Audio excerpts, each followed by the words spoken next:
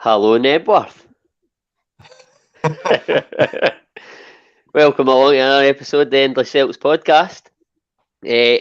I'm joined by Anthony and Stephen. How we doing, boys? All good, man. All good. I mean, I don't know. We've been on a eventful week here. Look at this. Oh my goodness. I'm on crutches, boys. Are Shambles. you really? Yeah, mate. I played football with the work ones on Wednesday evening. Went to take the ball at the right hand side. Foot got stuck in the grass and went over. Ouch. So is it the ankle? Ligaments, Oh ankle, yeah. and tendons and foot. It's all done. Busted. You got a wee tuba grip on, son. They're putting nothing on it because there's no break. They don't want to restrict any movement. So I Put a suppose wet that's paper towel on it and you'll be fine. A what? A what, Tony? A wet paper towel. A wee pale wood shavings. That'll be right around 5 minutes, son. But I think we'll just kick on, will we? So just to sort of start, I want to sort of touch on, obviously this is the third anniversary of Billy McNeil's passing, and I mean, just like to say that obviously the thoughts with Billy's family and stuff on this anniversary, I think he will never be forgotten by the wider Celtic family, no less because of his statue, but more so because of the man himself. I mean, he's quite simply a club legend, isn't he, Anthony? Probably even more than that. We were kind of discussing that in the Scottish Cup sort of build-up show. We were saying what classifies as legend, and all of this kind of thing. He's above everything. He's the icon, the immortal. Whatever the top is, he's one step above it for me. Obviously, we're all young pups or youngish pups, so we didn't see him play or even really particularly manage the club either.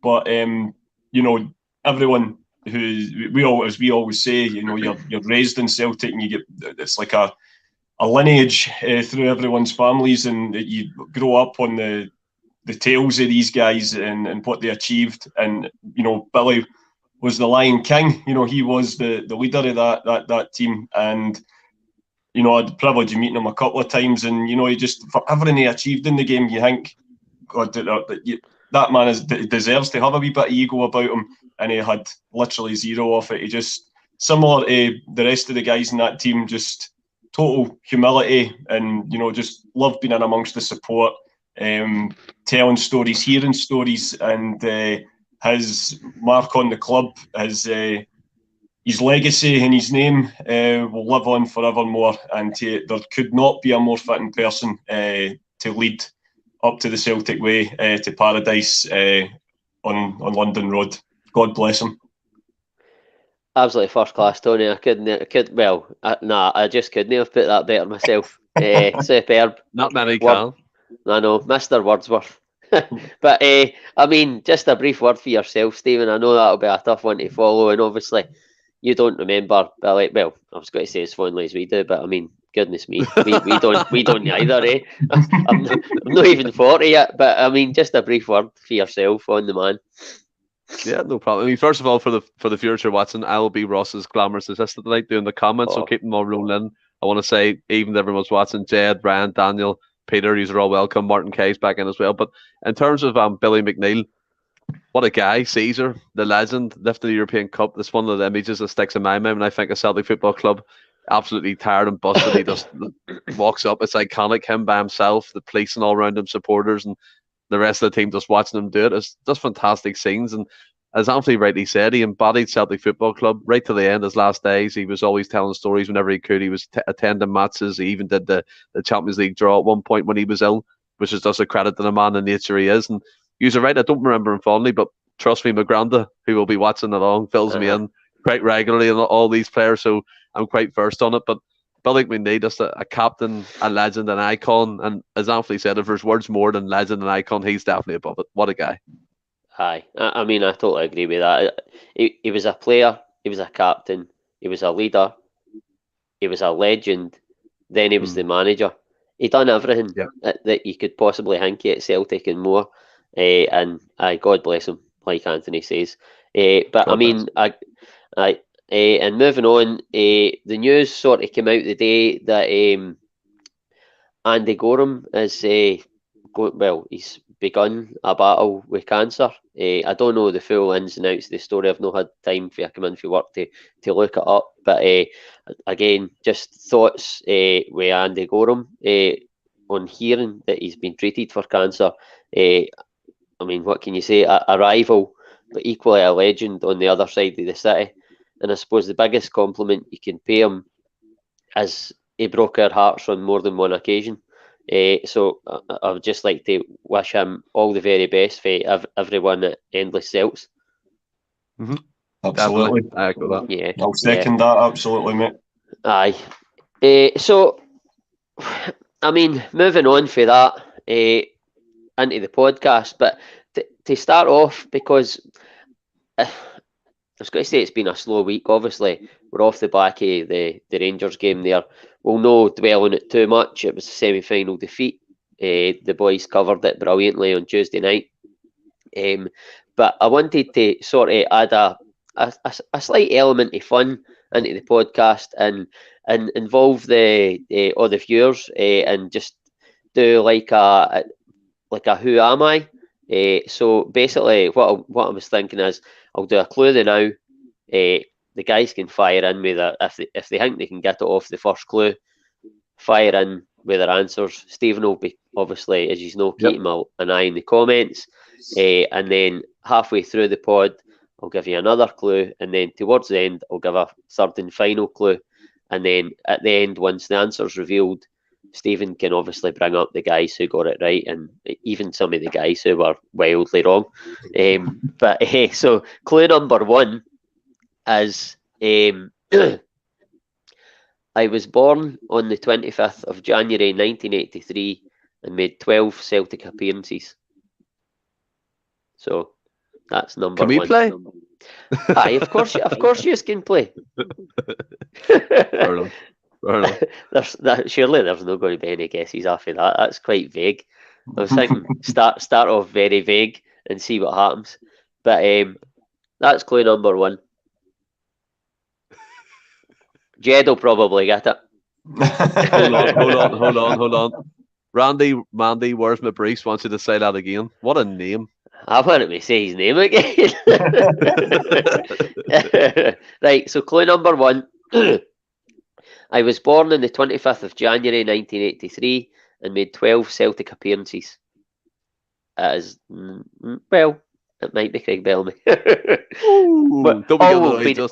All will be revealed at the end. Anyway, so moving on to more pressing matters in Celtic as a whole and the week we've just had or whatever. But off the back of the Rangers game, Juranovic came off during that game and he suffered an injury blow, and it's come out that he is going to be out for, well, certainly a few weeks anyway, but for me, that few weeks almost constitutes the season. But, I mean, we've watched Ralston, for me, he's come in at times and he's done really well. I think he came on Sunday. I don't know if it was trying to go up to the pace of the game or whatever, but I just felt that he was found wanting against Kent, and there was a huge drop-off in that game. There hasn't been a huge drop-off throughout the season, but come to yourself, Stephen, do you think that into this sort of mini run, where it's towards like it is the business end of the season, are you worried that Ralston's going to be coming in, or do you think he's going to be able? I mean, certainly, I think for most of the games he probably could be an able deputy, but that Rangers game, it could be really important. Do you think he's going to be okay up against Ryan Kent in that game?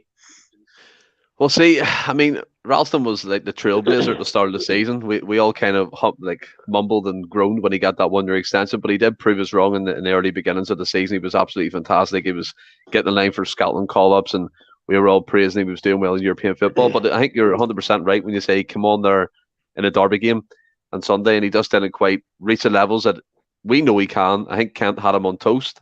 He moved over to the left-hand side, obviously, when Welsh came on, and equally again, I didn't think he was that great.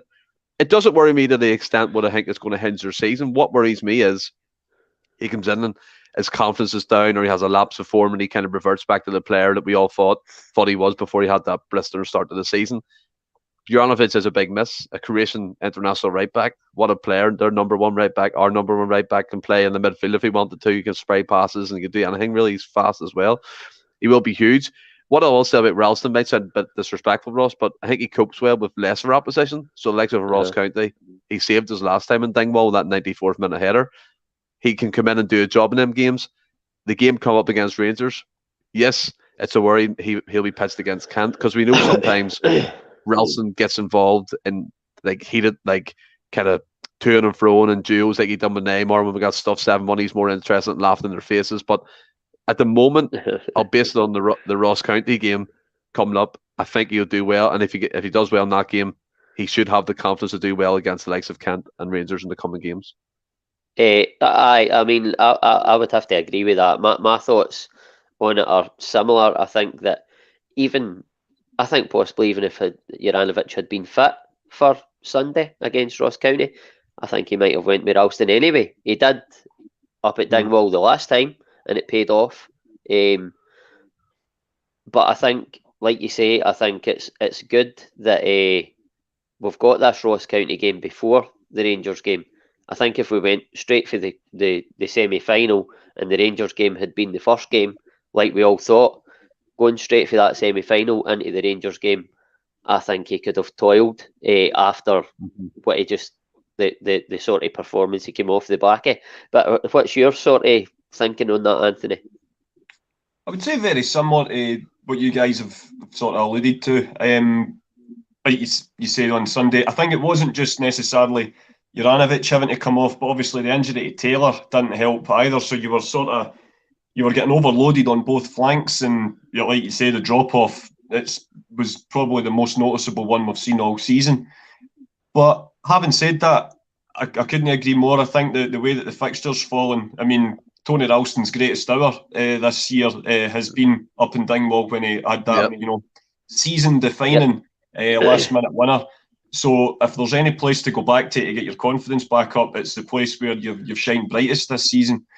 It's pretty much now, like I told you, bang on, Ross. I mean, Juranovic, it may be a cameo appearance, maybe the last couple of games of the season, but the three remaining ones, you would have to say that Ralston, barring injuries, now a shoe-in for that right-back slot. He maybe wasn't expecting to get on in the Rangers game, which, I suppose they've always got to be mentally ready, but you know what it's like, every game's different. The fact that he's maybe going into these games now going, well, I'm in the team, he's just going to have to resort to type, knuckle down and crack on with it. But I do think you're absolutely spot on as well about the fact that even if Juranovic, even if there hadn't been an injury or anything, he possibly could have started this game anyway, because he started at Almondvale a few weeks back, and he was absolutely superb that day. I mean, we were sitting quite close to the edge of the pitch that day, so you could hear him. He was getting involved with the crowd in terms of keep us going when we went 2-0 up, then 3-0 up. He was getting right involved with the support, and you could tell how much it means to him. So it might actually work in a sort of strange way to our benefit, having that proper brought up, dyed-in-the-wool Celtic fan on the pitch for these next few games, because we all know this is it now. We've got 5 games to go. We just need to win them, and the title's back home. But simple as that. Starts on Sunday. Aye, I mean, I think, like you said, I think Ralston, I trust him in games like Ross County. In fact, I probably would trust him for all of the remaining games. The only one is the game at Celtic Park against Rangers. But it's only one game. I'm not saying Rangers are going to beat us because Ralston is playing. Absolutely no way. Celtic can still win that game with Ralston in the team.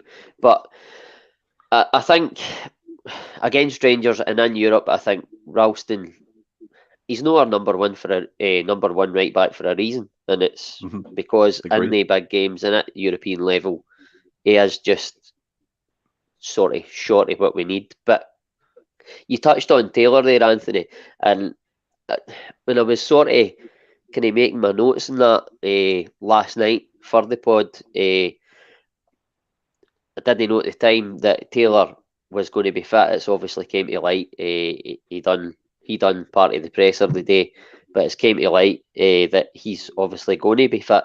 But for the sake of me not wasting my time and for purposes debate, debate purposes, sorry, purposes debate. If Taylor, and I'll give this to you first, Stephen, if Taylor wasn't fit, right, and in the big games, say against Rangers or whatever, if Taylor wasn't fit and Juranovic wasn't fit, right, I know that Scales is still there, but he seems to be missing. Would you be tempted to go to play a back three? And if you did, would it be Welsh or Julian that went in alongside Welsh and Julian? Would it be Welsh or Julian that went in alongside Starfelt and CCV? I mean, first of all, that was a long-winded question. First of all, for purposes debate, that's a cracker, or debate purposes, as you said. But I mean, I just want to address something here. Daniel Mack has brought up my lovely blue glass, and I can inform you, Daniel, this is not from a McDonald's Happy Meal. This was bought from IKEA for 50 pence. Other outlets are available. But in terms of, by the way, it's actually teal on the crown colour chart.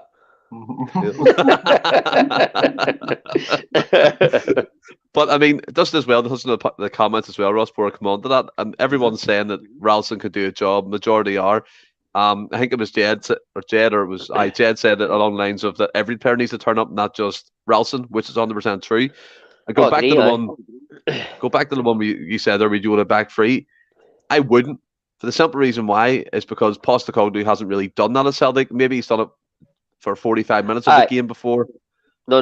What I mean is, I don't think for a minute that Postecoglou will do that. Not for a minute, right? But I'm asking, would you be tempted?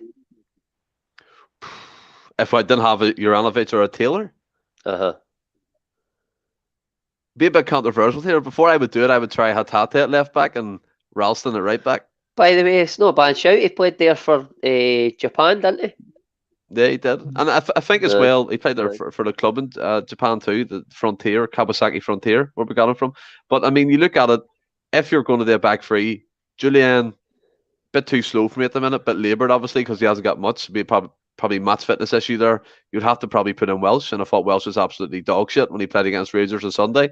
Just being brutally honest about it, obviously he was out of possession, I agree, but he just couldn't pass the ball 5 yards, and every professional footballer needs to be able to pass the ball. He just couldn't do it.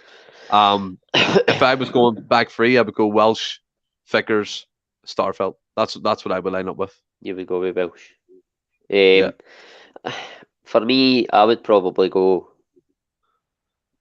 And as for me, just calling them dog shit too. No, but yeah, I mean, you've called him dog shit off the back of his performance at left back, which you can't judge the guy on that. But for me, I actually obviously wrote this down and I've thought long and hard, and I still can't decide. I think if Julian was like fully fit and had games under his belt, then you go Julian all day long. But Welsh, again, he's not played a lot of football recently. I think that played a big part in his performance when he came on Sunday as well.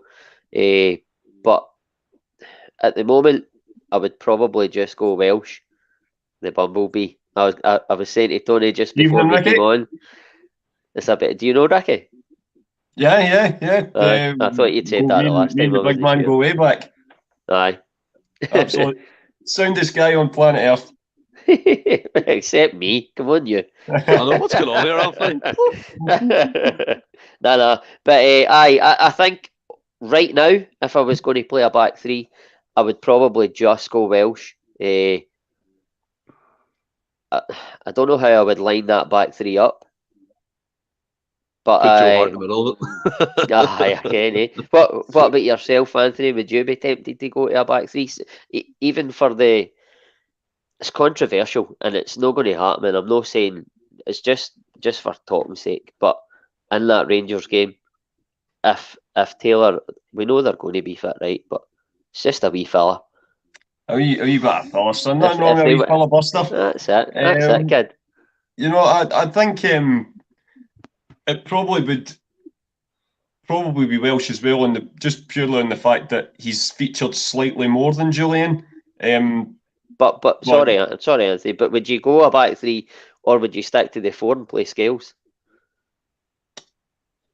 Right, right. That's right. Okay, I'm getting the question. I would stick with the four then. It's unfair on Scales. I've not seen enough of him to make a total judgment on him. And getting flung in at the deep end like a derby is always going to be tough. But many do rise to the occasion. Ironically enough, the game that, although we lost the match at Ibrox the opening day, one of the first derby of the season, Juranovic made his debut at left back that day, and he was the best player on our side. So there's no reason to say that we couldn't do it. And boy for Ireland, go make yourself a hero, son. Just for the sake of a nice, difference of opinions in a debate. I'll stick with the back four and stick big Liam in. See, Ross, what I'm thinking is... Sorry, Stephen? Ross, before you continue, Ryan Kelly's coming with a great point here. Is McCarthy the real dark horse to get a start on Sunday, or someone else, just to add to the debate? There you go. By the way, it's not a wild call. I think he's probably... Is Beaton injured? No idea, to be honest. He never mentioned. He must be if he wasn't even in the squad for the derby last week, because it was the one player that you thought when we got the goal, but you could see them coming back into it. You think, it wasn't until you see my powers of observation. It wasn't until 75 minutes in the game when somebody went, he's not even on the bench, Tony. Do you know what I mean? So you tell how much. I didn't know that either. But that's the thing. Because he's the one guy who this season you're like, stick the big man in there to break the play up. Sunday was the type of game that we were calling out for. I see Jed saying there that he might start on Sunday. It wouldn't have surprised me in the slightest if he's fit. Aye. I agree with that as well. For me, I can see the McCarthy shout, but I think that only comes into play if Beaton's not fit. But then again, you look at it as well. You look at Gucci. He could come in. I want to see more of him. I want to see more of him. I want to see more of him as well. But I have to say, do I want to see more of him when I haven't seen enough of him, if you like, at this stage of the season? That sounds so weird. What? They want to see more of him when I haven't seen any of them. I know, but I was getting to my point. Do you know what I mean? Because of the stage of the season, it's like I don't know if you throw him into that. Certainly at Ross County, I don't know if you throw him into that. I think it's if you're looking for somebody to break up the play, it's a toss up between Beaton, and I think Beaton gets the nod for me. Yeah. But we've went off on a tangent there. I've actually lost my place. I've never. I don't even think Billy Connolly went off on tangents. But aye, that's what I was going to say. So for me, if again, it's just for debate purposes, for talking's sake, right? If you did play a back three, right? Okay, we go Welsh, Julian, Starfelt. I like the idea. Possibly, Ange is not going to do it. We know it, right? But I like the idea, possibly, and people will probably laugh this off, right? But 5 across the midfield, right? Flood the middle of the park against Rangers, because at times we were overrun in that Hampden match last week. Flood the middle of the park, go away. McGregor, Hatate fully fit, brilliant. McGregor, Hatate in the middle of the park, Maeda on the left, James Forrest on the right, and I know that's controversial, but I think he gives you more defensively than Abada or Jota would. And then O'Reilly or Rogic in the 10 role, Giacomakis and Kyogo a front two. I think that lines up a lovely wee side. It's something that might happen next season at times. I'd be tempted to do it. I don't think Ange will be. What do you think, Anthony? Like you say, it's definitely possible, and if Giacomakis continues the form he's been in, then there's no real justification for him to be taking out the side in place of Kyogo. But by the same point, that was like, Kyogo's probably one of the few, when fully fit, is an automatic pick, whether Ange would admit that or not. So like you say, that playing the two of them is going to have to possibly be something that we look at. And I do actually agree with the Forest thing in terms of defence, because I think Abada's phenomenal going forward. There's no two ways about it. The only other option you say, I actually felt it was I don't necessarily think the three that we picked to play up front last week in the derby was wrong, but I thought we got them the wrong way around. I think Jota on the left it just hasn't worked since January for me. And I thought, you could have stuck, even a Bada through the middle for a little while, because although it's not the most potent, he's proved effective. I mean, look where he scored his goal from in the 3-0 game.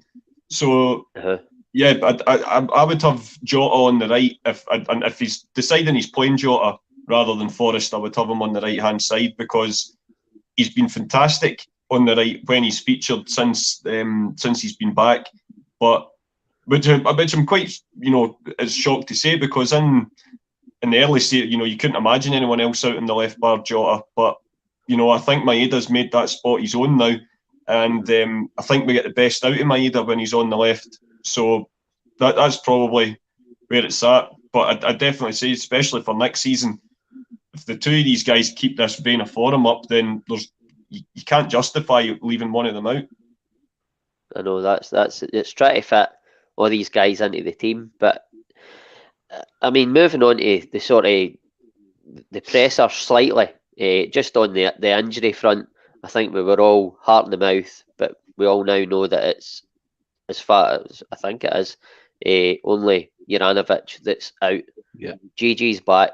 I think that's massive, especially going into an away game at Ross County, who are a difficult team, and going into the Celtic and Rangers game. I think him coming back is going to be massive for us, and hopefully stays fit in the run-in, Stephen. Yeah, 100%. I mean, well, I don't know if you've seen that Ross County haven't lost a home game since we beat them there, which is actually quite incredible for a wee team like Ross County. Malky Mackay's doing a good job there. But you look at it as well, that their Forest comment has sparked a bit of debate. In the chat, as you can imagine, there's people saying that Calvin Bassey left him for dead. Calvin Bassey left him for dead in extra time, which is true. Alistair Jack said he's done. I tend to agree. Doesn't seem like he'd be a 90-minute player no more, in my opinion. That's me just saying that. Just to go back to what you were talking about in terms of like going to back three, playing the 5 and then the 2. If Postecoglou wanted that, he would have. I know you're saying hypothetically, what way would that look? I wouldn't start for us. I just think him up and down the wings now is gone. Them days are gone for me. He'd probably be an impact player going forward. So you look at it there, could you play wing backs like Ralston coming in there, Scales on the other side for that kind of that difference going forward and coming back again. There's plenty of variations you can look at. But in terms of the whole injury front, I'm actually like Juranovic is a big blow, but to have most of the squad fully fit is fantastic. Kyogo's there, fully fit. I watched the Instagram footage of him. Celtic done like the player focus. He does look like he was loving life. He was slide tackling players and all, not afraid to get stuck in. Giacomakis being back is a big plus. It's all bodes well, and I have to really agree with Anthony here. He nailed the point in the head about Jada. He hasn't worked on the left since January, Christmas time. Totally. He's been off the boil. 1 goal in 17 appearances, albeit a couple of assists, but he's not been his usual self. I've seen reports coming out today in some media that Celtic are not going to take up the option. They're not been impressed recently by his form. Obviously, that's up in the air at the minute, but at this moment, it could be a good debate to have. We had it last time. The team, for me, should be confident regardless of the result on Sunday against Rangers. I think this game's vital. This game's vital. We need to win this, in my opinion, like flat out. Like, Aye, I totally agree with you, and I think it's massive. Every game at Celtic's massive, but it's right at the crunch time of the season. It's huge. I totally agree, and going by the way Taylor was talking in his press conference today, the way Ange's talking, and I know it's all words, they have to do their talking in the park, but they all seem upbeat, and Ange won't let them get down. I fully believe that. But aye, we'll see what happens on Sunday, and we'll touch on the Ross County game a bit more later on. But I just wanted to sort of, I can't mind what day it was. It was Tuesday, Wednesday, something like that. I'm not sure. Hold the phone. Clue number 2, please, Ross. I'm not there yet. There's people asking for it. Not by my notes. Bide your time, guys. It's coming. Aye, I don't know if it was like Tuesday or Wednesday. It came. Hatate's been on record saying that he was suffering from fatigue. Not only last week, but in recent weeks. I think it was evident. I don't even think he needed to come out and say that. I think it was evident. I think that the games before the St Johnstone game, you could see it. His performance level for when he came in to recent weeks had dropped off considerably. Don't get me wrong. I think he's still going to be a stick on for that middle three, but I think the St Johnstone game, he scored in that game. I think it sort of papered over the cracks a wee bit because the rest of the team was so good. But it's no a slant on Hatate, but you can totally understand why he'd be fatigued. And I just thought it was quite an honest and open thing to say. What do you think about that, Anthony? Yeah, I didn't see the interview itself, but like yourself, Ross, I've seen all the quotes and stuff, and like you say, it's understandable. And our friend of the show, James Forrest, was saying, you know, our rivals and their media friends are, in his opinion, reading far too much into it. And I agree. Listen, the guy, the way he plays football, the way that Ange wants him to play football as well, it's quite a, you know, physically and emotionally draining. You see that obviously the players at Liverpool at the moment are riding that wave of momentum, and you know, may well get them a clean sweep of trophies this season. But there will come a point, whether it be this season or next, where these guys they hit a wall, and you know, the games come so quick now that it would be abnormal if he wasn't feeling some sort of level, and you know, maybe losing the game on Sunday's knocked the wind out his sails a wee bit, and you know, especially going into a game like that when he's not at 100%, it can show. And I must admit, I think it did show on Sunday. I think it was probably his poorest game in a Celtic jersey, but absolutely, he'll be back. You know, but we've seen snippets of what he can do. You remember the first 3-0 game where he absolutely ran the show. And he ran the show at Tynecastle the week before that and scored what could potentially be a goal of the season contender. I mean, it just the more you watch it, the further out he seems to hit it from that night. It was an absolutely terrific goal, and the way he can just bypass opponents like they're not even there. You know, not just the 40 million Champions League money on the chance to play at the top table again. It's not just the trophy itself and the pride of getting the title back. One of the biggest prizes on offer for Celtic this season is a proper summer of rest, because there's no international tournament till the winter this year, and not having to try and factor in 8 qualifying matches through the summer months on top of friendlies and all your other commitments will be absolutely beneficial to guys like Hatate, because you add all of this in, plus the travelling that he's been doing for some international duty as well. The guy must be absolutely. He must not know if it's Pancake Tuesday or Sheffield Wednesday at the minute. But when he's back, he'll be the force to be reckoned with that we've seen glimpses of when he first joined.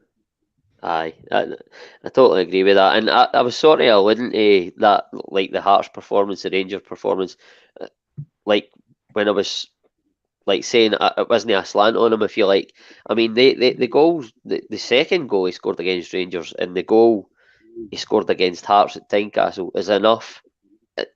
He doesn't need to do anything else. That's enough for to say to me, he's class and he's going to be a great player for Celtic going forward. Would you agree with that, Stephen?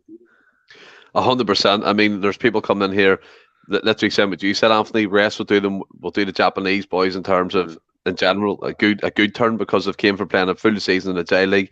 Tate came in, he's running off adrenaline for the first couple of games. He's fantastic. He's, as you said, he's bypassing players, scoring goals for fun, giving assists. But once that wears off, you do see him. He's tired. He's a wee bit lethargic. And I mean, you look at that blog or article he did. I think it was in Japan I think it was Yahoo Sports. He does like a thing, and then obviously the Scottish media get it, interpret it, twist it, make it sound like he's saying he's not settling, he's emotional, he wants all that. You know what I mean? The kind of wordplay on it.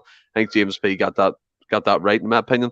I think what Tate does bring, he brings that kind of humble side to himself out. He's not afraid to show you. I think he came out before and said stuff like that.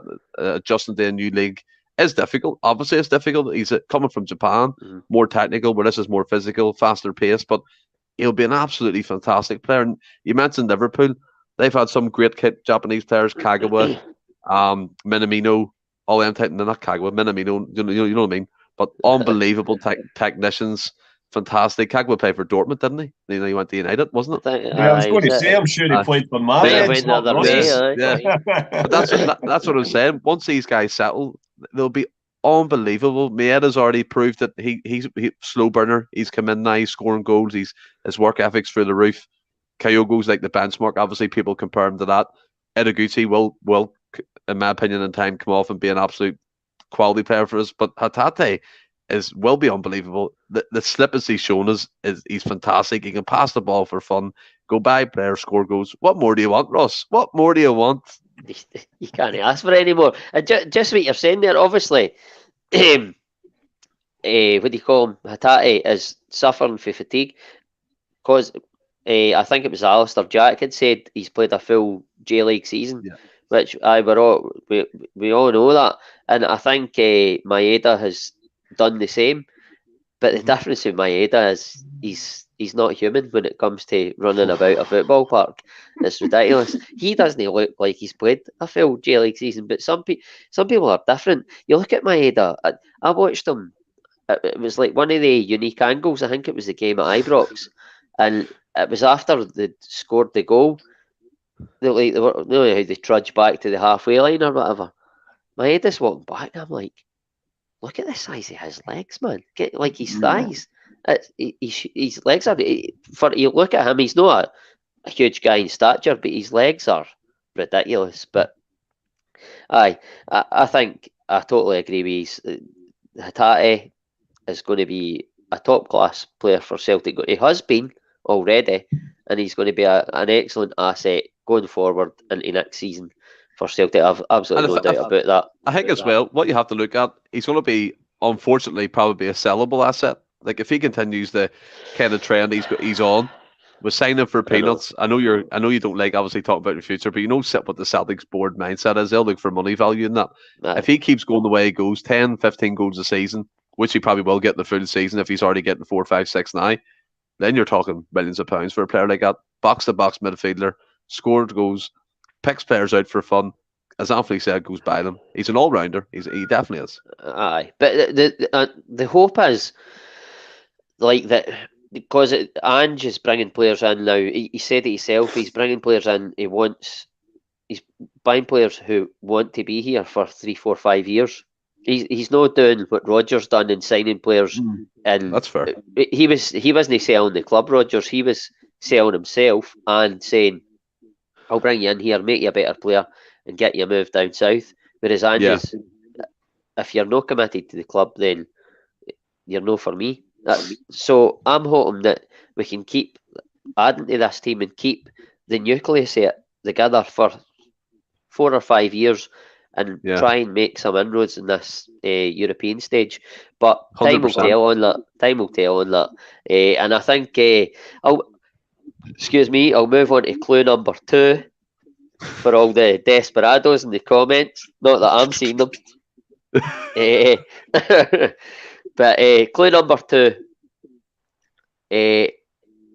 I won a league and Scottish Cup double in season 05-06.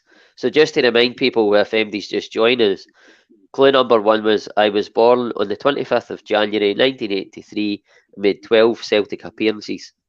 And then clue number 2, I won a league and Scottish Cup double in season 05-06.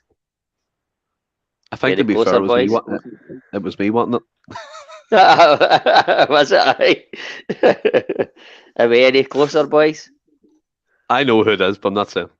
I know who it is. No, you Adam don't. Virgo. Oh, it might be, kid. It might be.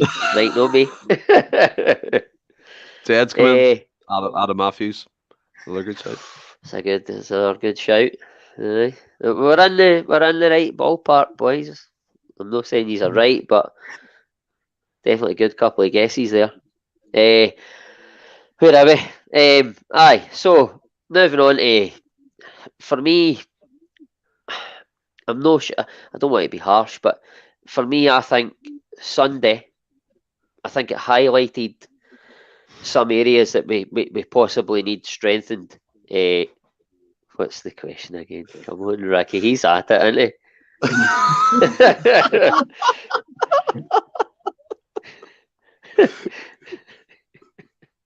I'm not even getting involved. It's not a question, it's a who am I? You're Ross.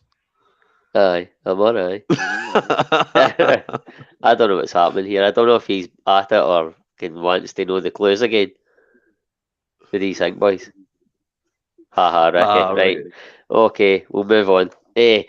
So I think for me Sunday, and by the way, we've waxed lyrical for months now about the depth of the squad, and I still think it's great, but I think Sunday highlighted some areas we need to strengthen, possibly. Certainly with Europe next year in mind. For me, I think we missed Giacomakis massively, right? And I know Kyogo wasn't fit, but I know we play a front three, but essentially it's 2 wingers and a central striker, right? Because the other 2 are they're no out and out strikers. So for me, we've got 2 there. Now, I think we've never had both of them at any one point of the season. It's coming now, but this is like right at the tail end of the season. I think we probably need another out and out number 9 in the mould. Probably a Giacomakis. I don't think we need another one in the mould of Kyogo, because you've got that Maeda. He's sort of in the mould of Kyogo, but for me, he doesn't work through the middle. But I think we need another sort of number 9 in the mould of Giacomakis, a penalty box striker who's going to. That's all he's about. And certainly, if you're missing Giacomakis and you're coming up for a game, you're playing against Rangers, then I think we need somebody that occupies the 2 Rangers centre halves the whole game, like he has done. It's no coincidence for me that the 2 games he played in, we beat them. But what's your thoughts on that? Do you think we could add another number 9 in that mould, Stephen? Or well, I mean, like, just to go back to the comments before I go on to that, Danny boy, who am I? Is still a question, you daftly. Given birthday was a Google dream. Someone needs sacking over that question, Daniel Max Quinn has said. And just, obviously, just for Ricky, he did miss the start. So I think you need to film in the first part here. Right, okay, right, Ricky. So, it's a who am I? And the first clue is, I was born on the 25th of January 1983 and made 12 Celtic appearances. Clue 2, I won a league and Scottish Cup double in season 05-06. There we go. Already. There you go, Ricky. Ricky! But here, I mean, Ian McIntosh comes in here, like, a brilliant comment. GG is a battering ram. Some good games require this type. We do need another. I agree with you, Ross. I think as well, like, what you get with Giacomakis is that kind of bustling centre forward, gets in around the centre halves, occupies them. But when you play, like you said, Maeda for me didn't work for the middle. He wasn't making enough runs or doing what Kyogo does, being smart with his movement. Unfortunately, Kyogo wasn't obviously fit for that in terms of playing a full 90. But you look at it, who is there out there we get? People say Nisbet. I'm not really keen on him. Oh, no. I do see the need for another type striker. Maybe go back to them types of leagues again, see if you can pick up another bargain. Top goal scorer in the Eredivisie in Holland. We get him for £2.5 million, whatever it is. That's an absolute steal. But yeah, we need one. But will Postecoglou get one? That's what you need to. Do you know what I mean? Postecoglou is a difficult player. Yeah, he likes the types of tactical players. It's all for the team. Even right back Juranovic, he's trying to mold Taylor into that inverted fullback position. Every player has a role in the team. Giakoumakis has his. Will it upset Giakoumakis if another one comes in? It's all these type of variables you have to weigh up. But I do agree we do need to explore the option to get another one. I mean, I'm not saying somebody that will take Giakoumakis' shirt. I mean, in the ideal world, you would bring in somebody that's better than him. I don't see Celtic doing that. But like not so much a squad player, because you don't want to sell it as a squad player, because then it's difficult to get that level where he's as good as Giakoumakis. Yeah. And by the way, you mentioned Nisbet there, right? I don't know. I really don't. I really don't get this way Nisbet. Why? Like Celtic fans want. They want some Celtic fans, right? They want Nisbet, right? Who can't get into the Scotland squad for Lyndon Dykes, but they wouldn't have Lyndon Dykes anywhere near a Celtic team. I just find that bizarre. And for me, this is going to sound way out of left field, right? But if we're talking about bringing in Nisbet, who's a penalty box player, right? And for me, he doesn't do that sort of battering ram thing. And that's not what Giakoumakis is, by the way. But if you're talking about that level of player, right, and a player that plays in Scotland to come in and be a squad player and maybe help us out, I would go for Brophy at St Mirren. I would go for Brophy at St Mirren. I think he was a thorn in Rangers' side a few years ago when he was at Kilmarnock. Yeah. I think he's strong. I think he holds the ball up well, and he's got a finish on him. But I mean, I'm not saying Celtic should sign him, but if you're talking about Nisbet, then I think if you're talking about Nisbet, you bring him into the equation. What do you think on Brophy, Anthony, and also on the possibly bringing in somebody in the Giakoumakis mould? Just another number. He's not going to take I was going to say he's not going to take the number 9 shirt, but he's number 7. But you get what I mean. Absolutely, mate. No, perhaps one of the saddest things is that potentially the guy that we're describing might already have been there, but I think he's too much associated with the failure to land 10 in a row, and yep. You know, and Albion Ayeti, you know, we spent a fortune on him. Totally. And when he did start, you know, we spoke about how we seen him almost a little bit in the Hooper mould, and slightly in with the Giakoumakis mould as well, and the fact that he didn't score pretty goals, but he always just seemed to be in and around when a rebound would land at his feet or whatever. And I remember the game, it's maybe a thing when you can only really describe one game, but it was a match against Livingston last season. I can't remember if he scored the hat-trick or not, but he ran onto a fantastic ball and put it right in the top corner, gave the keeper no chance, but it was his movement was fantastic.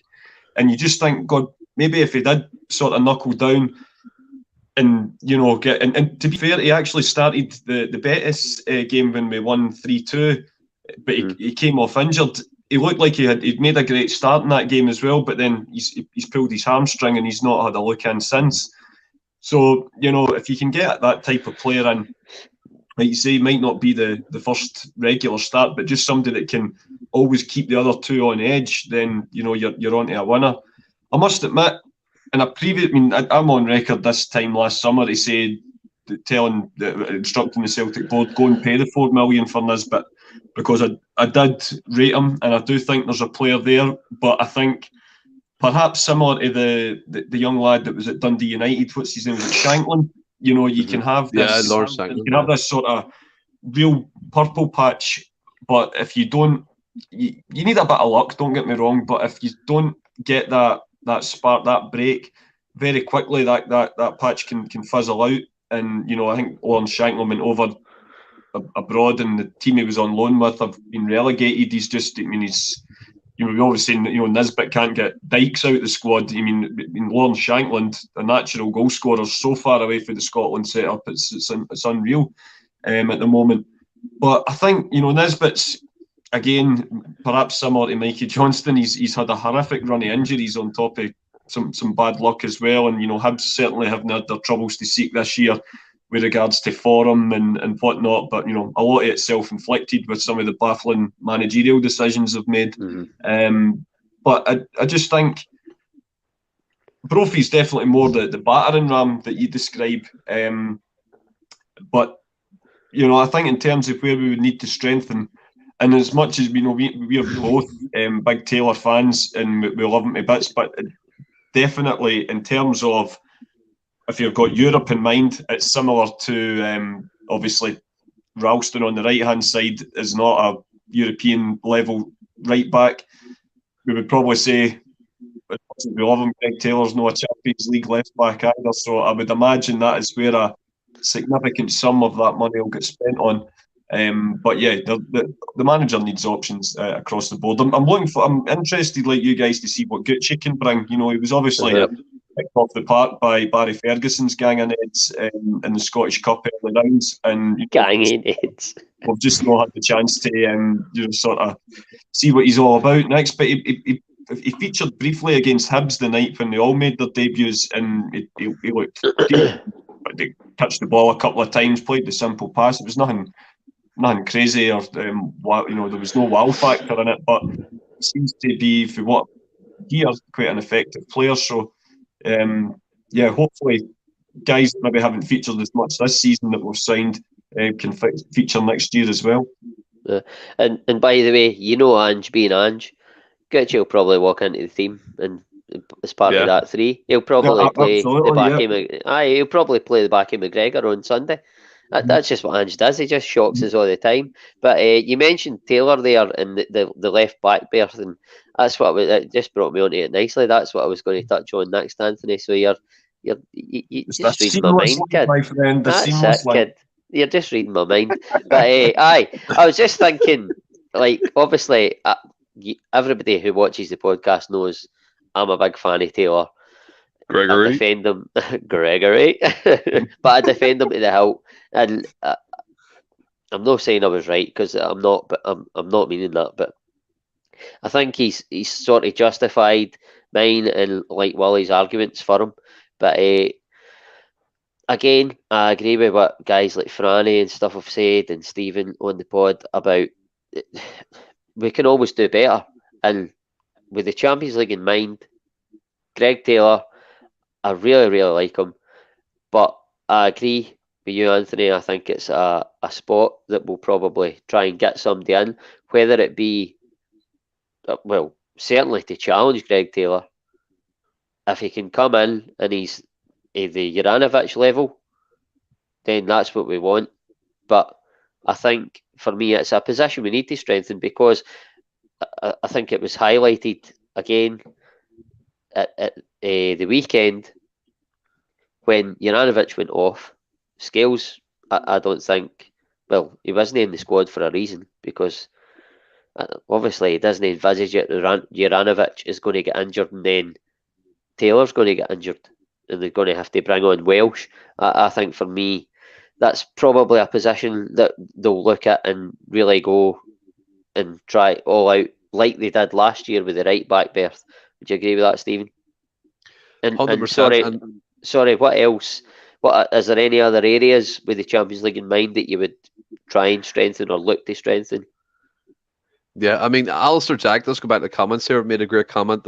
A striker we never speak about, but he's one of the top goal scorers in the Scottish Premier League, Regan Charles Cook for Ross County. He's been an absolute baller this season, to be fair. Aye. And maybe getting him as a squad player would be a good addition. But in terms of playing positions, yes, left back. We all know I'm not Taylor's biggest fan, but he's played well the last couple of games, the Derby games especially. He's been an absolute machine. His work rate is second to none, but sometimes he's left wanting in bigger games. A European level left back, definitely like Juranovic, would be unbelievable. Brown Warriors come in and said Merling. I can't remember who he plays for, but I've heard him banded about a few times. £3 million to get him. Another great shout. Again, all these names are fantastic. It's just obviously who's the Celtic board targeting? Do you know what I mean? Are they going to go big or go home? I think Postecoglou wants to make inroads in Europe. Another striker. If we don't sign Jada permanently, we need 2 right wingers because we need to have cover that side. Mieta can do a job on the left. Probably another left. Midfield's okay for me because you've got O'Reilly, you've got Rozic, you've got Kalmak, you've got Idaguchi, you've got Beaton. We're pretty well stacked in there. Another backup goalkeeper to Joe Hart because Scott Bain and Barkas are absolutely mints. Like, I've seen better goalkeepers out the back. Do you know what I mean? They're terrible. So that's another interesting one. Who would you get there? People say Segrist, but again, would he come in and be second choice? Matt Macy from Hibs, he's another good goalkeeper, very tall, but like Fraser Foster and that type of build. But that would be mine. Goalkeeper, a right winger if Jada doesn't stay, 2 of them, a left back. I mean, I'd agree with that. I think a left back, for sure, they'll be looking at. I think for me, there's a possibility that you might see McCarthy going away. I know he signed a 5-year deal. It was a weird one. I think it was just got a body in the door, and that was the only way. What's wrong with you, Steve? Please, McCarthy, go. I think he probably will, whether it be out on loan to start, or Celtic might just cut their losses and say, look, we needed a body in at the start of the season, get him out the door. No offence to him, he's not really done it at Celtic, and it's probably more down to fitness levels than quality, but I think we need somebody possibly brought into the middle of the park that, I know you've got Beaton, I know Gucci might be that guy, we don't know, but a guy, Rangers have got, I was going to say, like say Kamara, Aribo, guys like that, they can put their foot in, they can make a game like how they made it on Sunday. But I think we need somebody like that still in the middle of the park. I think as well, I think that's a great shout because you look at our midfield, it's probably over technical compared to Rangers. They've got a physical midfield. We're kind of missing that physical presence because you're playing Kalmak, who's not really a tough tackler. Then you've got O'Reilly or Rozic and Hatate. Yes, Hatate's box to box, but there's not really that nip or bite. That's a great point. They have the likes of Kamara, who's a defensive midfielder. Lundstrom, who plays WWE. That's his wrestling name. But yeah, a tough tackling centre defensive mid might be a great shout. Yeah. What's your thinking, Anthony? Yeah, it's a tough one, mate. I think, you know, there is a few that could go in, but you know, time will tell. I think McCarthy, like you say, he's just not. He just hasn't cut it. But I think you're absolutely spot on in the sense that, you know, we did need it was a case that we needed bodies in, and you know he's got a very impressive CV. There's no getting away from that. But if you're going to have to trim some of the fat off the squad as well as investing in it, then I think McCarthy's definitely a contender for getting moved out. Stephen makes a good point as well about the backup keeper. I mean, it was there could not have been a bigger vote of confidence to get Scott Bain when he was given the new contract by Ange. But again, that's also a big signal to Barkas that, you know, that it's over. You know, he will be moved on in the summer, come hell or high water. I'll be honest, I'm not a Segrist fan. I don't see it, and you know, you've seen how he flung a few in against us in the Scottish Cup as well. I know all goalkeepers make mistakes. That's just par for the course. But I've never been in. I can remember a game last season. I think it was a game we finished 0-0. I actually think it was a game that officially gave Rangers the championship, and the next day everyone was like, "Oh, you know, Segrist had the game of his life." But when you watch the game back, I mean, I could have saved him. You know, I just always feel that there's a legend building up around the guy that maybe it's just me being harsh, but I just I don't see it.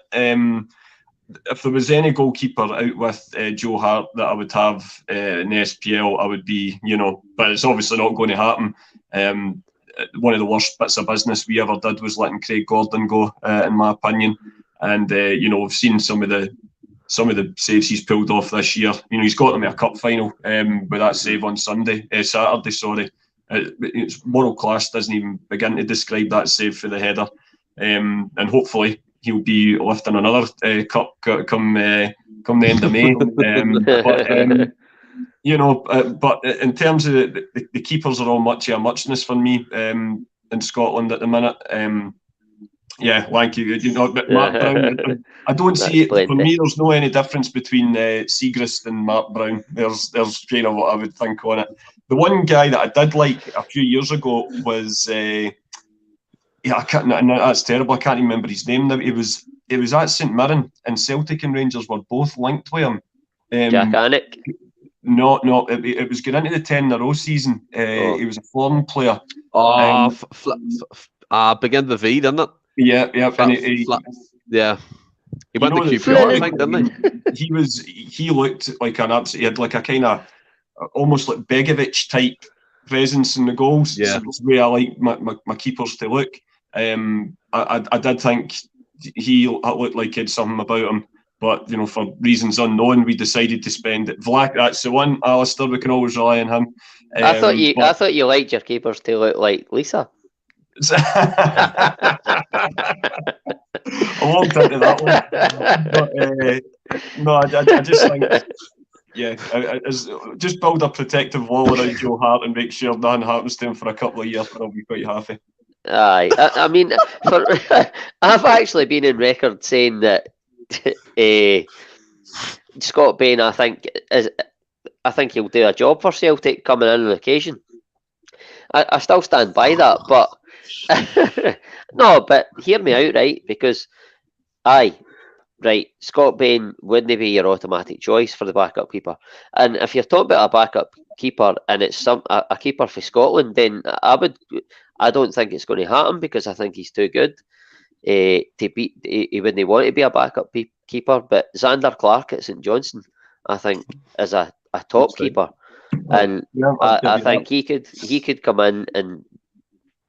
He's a better keeper than Scott Bain, absolutely no doubt about 100%. It. But the problem is, I don't think that guys at that level are going to be happy sitting on the bench week in, week out. But then, I don't know what age Xander Clark is. And he's in his 30s, I think, or very late 20s. Oh, is he? Right, but I mean, you could give him the promise, I mean, I was going to say Joe Hart's not going to go on forever, but Joe Hart's 34. Al McGregor's 40. And he's just tailing off now. When you speak to Rangers fans, this is the season where he sort of went suddenly, like Scott Brown went, suddenly he just couldn't cut it anymore. Well, we do have that young keeper, Toby Alamomi, don't we, the English? Aye. I've again, not seen the guy, but he could come in, he could be good, but I can't make a judgment on that because I've not seen him play 1 minute football. But I realise we've just went over the hour mark here. I was just going to say, join ourselves. I've still got a fourth member, John, and we've got a third clue to come. A fourth member. But we'll move on for that. That was a really good chat there, good debate. But moving on to, obviously, the VAR vote, there was no surprises the result. It was always going to come in. I don't personally want it, but we have to move with the times, I suppose. But, I mean, sort of to outline how it's proposed to be used, it's sort of like current or retired Category 1 officials will be, my understanding, will be looking at the video evidence away from the pitch, if you like, which doesn't fill with me confidence because I don't want to go down that conspiracy route and bias route and all Where's that. John? But John. If you Dallas is sitting in that room, then we're all fucked. But it's a sort of soundbite for me as well. Minimum interference, maximum benefit. I think that's just a soundbite. That's a load of shite because that's like Make America Great Again, isn't it? It's just, you're bang on. Take back control. And they're going to use the mould the same mould as down south, so we're all pretty aware of how it will probably work. But just to sort of outline what it can intervene in, it can intervene in penalty box decisions, goals scored, every goal's checked, which we all know, possible red cards, serious misapplication of the laws. So, for example, if somebody scores like an indirect free kick, mistaken identity, encroachment at penalties, and the big one for me, serious missed incidents in matches. So, in short, Lundstrom and Aribo will still get away with what they got away with on Sunday. Like, it's not going to change nothing. And refs like Madden deliberately making a game a stop-start affair, it can't and won't be stopped. And for me, not to go over Sunday, because I know we don't want to like go over it too much, don't want to dwell on it, but I think that's what Madden done, and I think Rangers wanted to make it a physical game. They're quite entitled to do that, but Madden allowed them to keep being as physical as they were for the entire match. And for me, bringing VAR in won't change that. Okay, it'll change things, penalty decisions, offsides. They'll get the offside right all the time, because that's just what offside does. Whether you like it or not, with the fine margins, it gets it right. But it's the only one that gets it right, because, in the words of Graham Souness, it's a tool that is basically, I'm now paraphrasing, but it's a tool that's used by humans, and it's still got human error in it, whether you like it or not. And whether we like it or not, the same guys that are making decisions in real time are now going to be making decisions in real time, then going to look at a video and still making the same decisions pretty much. But what's your sort of thoughts on the way it's going to be used, Stephen? Dog shite. Plain and simple. It's absolutely, this whole VAR thing's nonsense. Nothing's going to change in Scottish football. If you're having the likes of Hugh Dallas or retired officials who have previously just been crap as well, much like their predecessors, in a room making decisions on key things in games, it's just going to be the same outcome. It'll be the same old. This is just Neil Doncaster trying to move Scottish football with the times, even though he missells the Scottish game 24/7 to likes of Sky Sports and takes pittance and pennies from them and begs to be showing live games. This would be the same thing. The only way it can work for me, Ross, is if they employ impartial referees, even from foreign countries, down south, even some Irish referees or Northern Irish referees, bring them over, get them in that room and get them working, because the whole setup we have now, whether it's not corruption, but conspiracies, blah, blah, blah, fair enough, people don't want to talk about that. But if you rewind to Sunday, Brother Madden was just happy enough to go about letting John Lundstrom just take out everybody he wanted to. Aribo the same, Calvin Bassey. It's not moaning, or it's what you expect from a professional game. If the whole laws of the game have changed in terms of tackling, show that on the pitch. Otherwise, you're going to have this repeat aggression, repeat misconduct, and it's not being punished, and players expect to get away with that. It's scandalous.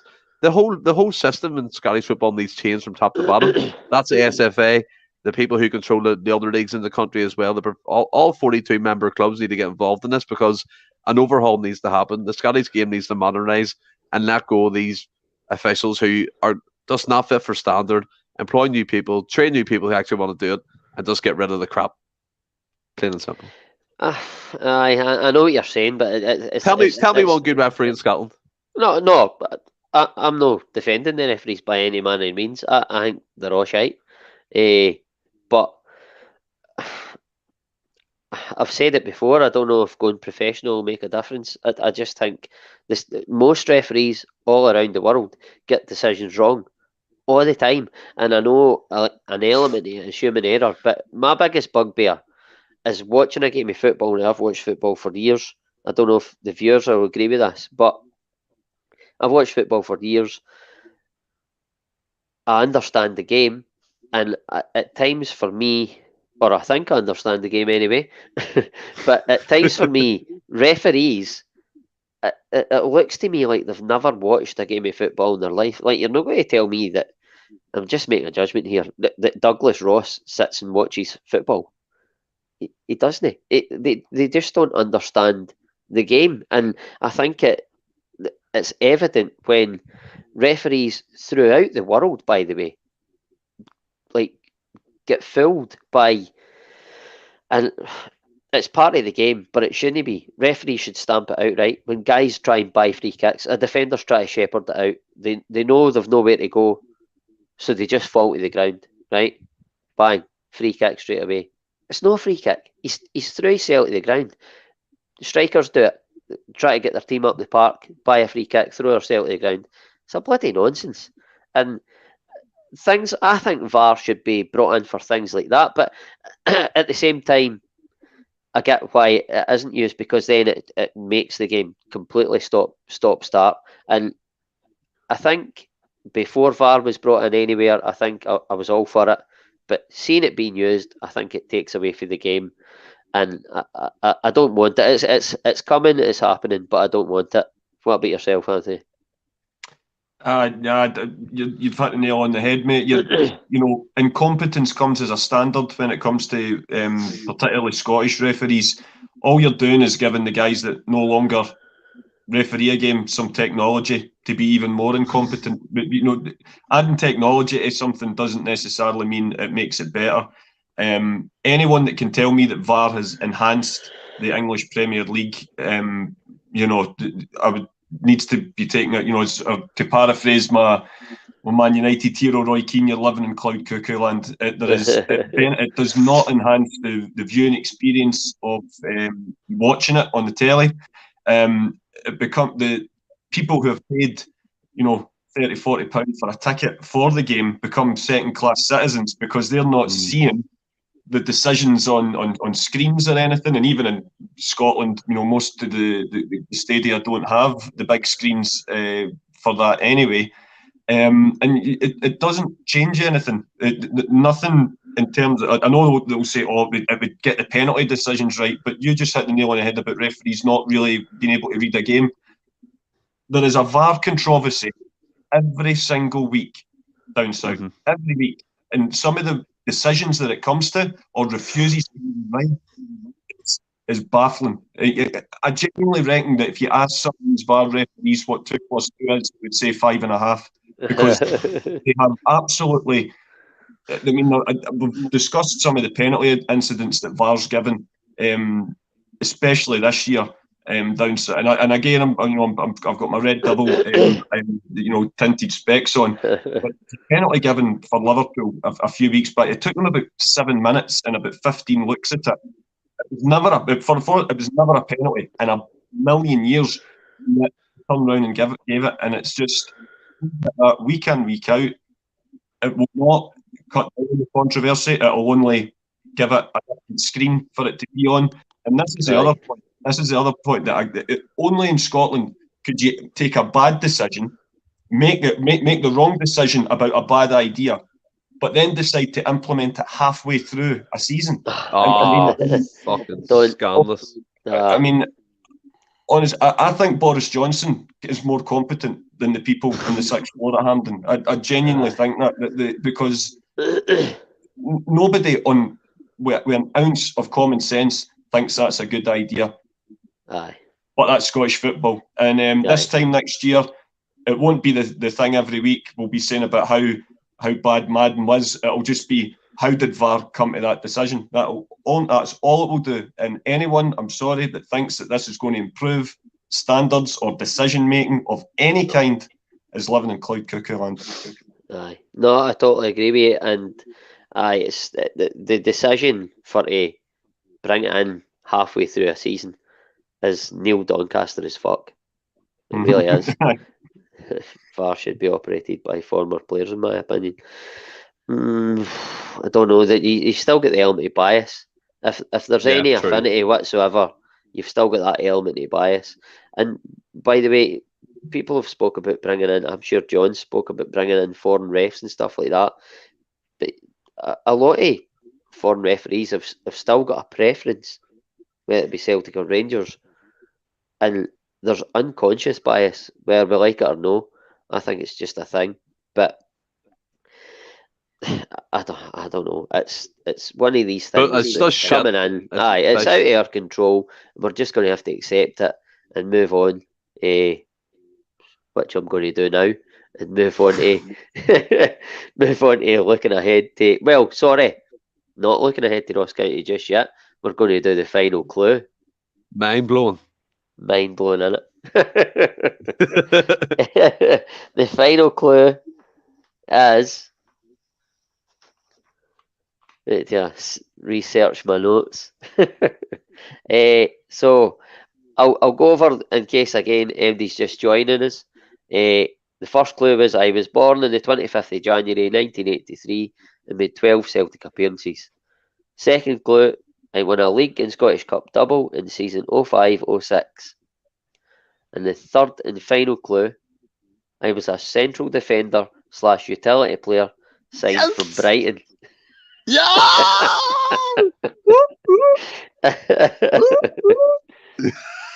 I think Stevens just gave it away.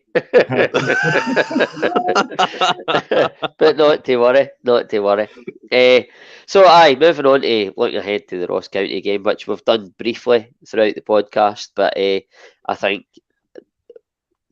according to the sort of press of the day and that, I think we're looking confident still, and I believe that bounce back ability, I think we've got that. I think we've shown it throughout the season. And in times of adverse, we've came through and went on a long run, and we've went on long unbeaten runs, and now all we're looking for is just a mini unbeaten run, just to give us a mini run, but maximum reward. Can we deliver, Stephen? Oh, what a way you put that, by the way. A mini one run, but maximum reward. Oh, love it. I mean, Peter comes in here and said, if this was a sim quiz we did in lockdown, Ross would be steaming by now. He's not wrong. He's not wrong. No, if I was pouring the perfect pints, wouldn't he? Foam. Just a big pint of foam. You have to take into account, obviously, Ross County are undefeated at home since we beat them with that last minute kind of goal for Ralston. But get into the game, I think you're 100% right. We've got the confidence going on beaten for what was it, 34 domestic games. So I think it's pretty much achievable now that we can get back into gear, get over last Sunday. I think it will be a tough game. I think it'll be pretty close. I don't think it'll be an absolute kind of smashing or a hammering. I'm expecting a tough game, but obviously Celtic to win. They should be full of confidence. I think Postecoglou, as he said in his presser today, the last thing he wants is for the Celtic support to become flatlining. So he wants us to be fully behind him, giving the team the full backing, as they always do. Tough trip to Dingwall, tough venue, weather depending on all that kind of thing. But for me, it should be a Celtic win, full of confidence for that one. So what are you thinking? Scoring lineup predictions. Go for it. Oh, we're going straight in with no sauce here, Ross. Straight No in. problem. Straight in. My lineup would be Joe Hart, Ralston, Starfelt, Welsh, Taylor. I'll go McGregor. No, actually, I'll go Beaton if he's fit. McGregor, O'Reilly. I'll go Abada, Yakimakis, and Miera. Are you taking? Sorry, thought you were done. And then I'll go Flea 1 to Celtic. 3-1. Are you taking Carter Vickers out the team? I know he's fit. I know he's fit, but he did 120 minutes and he looked like he had one leg at the end of the game. So maybe there might be a bit of precaution. Yes, he's probably fit and stuff, but I'm just saying it could be a way it goes. Fair enough. I mean, I think it's a load of shite, but there you go. No, I'm only kidding, man. I'm only kidding. Tony, yourself, the thoughts and the sort of mindset of the team going into the game, and then your scoring lineup predictions. That's it. I think it's a perfect game to try and sort of get back on the horse sort of thing after a disappointment in the semi-final. But as we say, this is a business end now. We've got the honour of getting our title back, a summer off, and 40 million quid in Champions League participation if we do the business these next 5 games. So we take it one game at a time, tunnel vision, and let's just go up there and milk them. and as far as I'm concerned. And so for my team, I'll go the usual Joe Hart in goals. I think it'll be the usual back two. I think, to be fair, Ralston will obviously be at right back rather than Juranovic. But if Gregory is fit, then we'll stick him on the left as well. Like Stephen, though, I think it will be a Beaton and McGregor. And I don't know why. I think he might actually stick with Rogic. I think it might maybe be a case of going right your wrongs for last week. And then I think it will be Giakoumakis up top, and the two on each side will be Maeda. And I think he'll go back to resort to tight and get Jota back on the right. I think that'll be the team. And I'll go for a hassle-free 2-0, which was the result, obviously, when Malky Rangers all those years ago. Yep, you're absolutely correct. I remember it well, kid. Let's just get back to winning ways. Aye, I mean, I can't disagree with any of your teams, and I hope that you disagree with mine. Well, apart from the Carter Vickers one, I mean that's just you. That's you doing the left field one in case it happens, and then you go tell yous. But for me, again, I think that it'll be Hart, Ralston, Carter Vickers, Starfelt, Taylor. I think it picks itself. Obviously, Ralston is in that because Juranovic is out. If Beaton's fit, I think you'll go Beaton just because it's up at Dingwall. We'll need that wee bit of security. McGregor, I think you'll go O'Reilly. And then a front three, Maeda on the left, Giakoumakis through the middle, and Abada on the right. And I'm going to go, same as Stephen, 3-1. I think we'll get back to winning ways, and it'll be essentially 1-1 away for the title after Sunday. Oh, how good does that sound? How good does that sound? So good. Come on, boys! So Come on! At 1 hour and 22 minutes, John Style, that brings us almost to the end of the podcast. Almost, because I've got to reveal. And then, Stephen, are you going to bring up some of the correct guesses? Yeah. But, yep, the answer is, Stephen, you were right, Adam Virgo. Good shout, mate. Very good shout. To be fair, I'll be honest. I seen someone said earlier on in the comments, and it's like, yeah, that's probably right. So kind of at least you're honest. I do have to say here, I mean, go back up. People got the Fergo thing pretty early on. Ian McIntosh, how Fergo became a footballer is completely a head scratcher. It's majority of people who did participate did get it. Daniel Mack, Fergo never played 16 games. It's all rigged. I said 12. there's always something in there, but the majority of people, I mean, Lanky 67, it was me. There you go. I took your answer, Lanky. You got it, bang on, buddy. Aye. And then, well done, Lanky. Daniel Mack ruined my night with that terrible quiz. He's on your case, shocking here. Daniel doesn't like me, like. he wants me off the team. And then the majority of people did get it correct after time. Just can't screw up to get it. Ryan Kelly comes in. He's been providing updates to this game all night. Arbroath took the lead against Kelly. And that's 1-8 because obviously we know the story with Arbroath in terms of what they can achieve this season. So thanks for that, Ryan. But yeah. And then Lanky 67 to finish it off. Thank you, Google. Aye, I believe it too. Listen, I've enjoyed myself. I've enjoyed hosting. It's been good. Have you enjoyed it, boys? Absolutely, mate. It's just been, we've been trying to get everyone off our chest. Obviously, Stephen was on with Wally on Tuesday night, but me and you, we've having to be kind of holding our breath since Sunday's disappointment. So it's like the boys said on Tuesday night, it's good therapy coming on and getting back to discussing the team we love. So yeah, well, I've loved it, absolutely loved it. And just before I go, I just want to give a shout out to one of my best friends who I shall see tomorrow when we're better dressed. He always listens in for us. He's one of my best friends, Martin Flynn, who you know well, Ross. Him and his fiancée Claire are tying the knot tomorrow, starting off as shots, and then we're going out to the hotel for their reception. I'm sure there'll be, I dare say, Irish Rover will be getting requested by the DJ at some point, but love him to bits. He's just been like another big brother to me over the years, so can't wait to see him and Claire tie the knot tomorrow. So all the best, mate, and we'll see you when we're better. All the best, buddy. Aye, no, listen, that's brilliant. I've got a lot of time for Big Flynn. He's a great guy, and congratulations to them both in advance for tomorrow. I hope they have a great day. 100%. Right, but listen, that's the end of it, and I'm not even going to attempt it, Stephen. I'm going to give you the floor and let you sign out in your usual way. Well, thanks everyone who was watching. Ross, absolutely fantastic show. Great laugh as well. Plenty of debate. And until next Tuesday after Dingwall, hopefully we'll get a positive result. To everyone who's watching and eventually listening along on catch up, stay well and keep safe. Hail, hail.